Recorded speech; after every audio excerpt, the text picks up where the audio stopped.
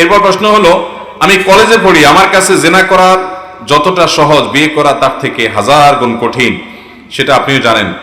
কিন্তু আমি আল্লাহ তাআলার ভয়ে জেনা থেকে বিরত থাকার চেষ্টা করি, তারপরও নফসের ধোকায় শয়তানের ওয়াসওয়াসা নিজের ঈমানকে সঠিকভাবে ধরে রাখতে পারি না। বিশেষ করে কলেজে গেলে বন্ধুদের সাথে থাকলে এদের থেকে দূরেও থাকতে পারছি না, সম্ভব হচ্ছে না। আমার করণীয় কি? ভাইরা আমার, আলহামদুলিল্লাহ আমাদের অনেক যুবক ভাইরা হারাম থেকে বাঁচার জন্য এখন প্রাণপণ লড়াই করছেন, সংগ্রাম করছেন, নিজের সঙ্গে নিজে লড়ে যাচ্ছেন। এটা তাদের ঈমানি তাড়নার কারণে, তাকওয়ার তাড়নার কারণে। আল্লাহ রাব্বুল আলামিন এরকম যুবকদের প্রশংসা কোরআনে কারিমে বলেছেন, ইন্নাহুম ফিতয়াতুন আমানু বিরাব্বিহিম ওয়াজিদনাহুম হুদা।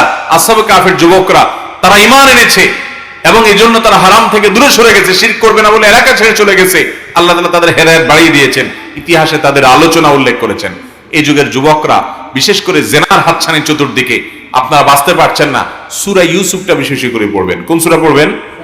সূরা ইউসুফ। সূরা ইউসুফের মধ্যে কিভাবে ইউসুফ আলাইহিস সালাম সুন্দরী রমণীর হারাম রিলেশন, হারাম কাজের অফারকে কিভাবে ডিনাই করেছেন, কত শক্তভাবে করেছেন, এটা যত বেশি পড়বেন পুরো ঘটনাটা, ইনশাআল্লাহ আপনার ভিতরে প্রেরণা পাবেন যে একজন নবী যে সংগ্রাম করেছেন, আমাকে সেই পথে চলতে হবে। আল্লাহ তাআলা আমাদের যুবক ভাইদের হেফাজত থাকার তৌফিক দান করুন। খারাপ বন্ধুদের সাথে চলবেন না।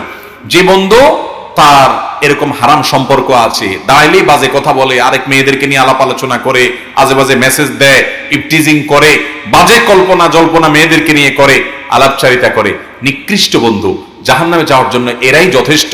খবরদার, এসব বন্ধু থেকে বাঘের মতো, বাঘদের যেরকম পালান, এদেরকে দেখি সেরকম পালাবেন। নামাজি ভালো মানুষ খুঁজবেন।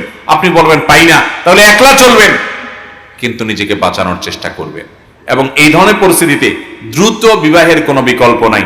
কোন রকম টিউশনি করে যেভাবে হোক টাকা পয়সা জোগাড় করেন, বাপ মাকে রাজি করেন, না হলে কোনো আলেমকে লাগাই দেন বাপ মাকে বোঝানোর জন্য, নিজে উপার্জন করেন এবং ঈমান রক্ষা করেন। এই যুগে আমাদের যুবক ভাইদের জন্য চরিত্র রক্ষা করা, এটা জ্বলন্ত কয়লা হাতে রাখা যত কঠিন, তার চেয়ে কঠিন হয়ে গেছে।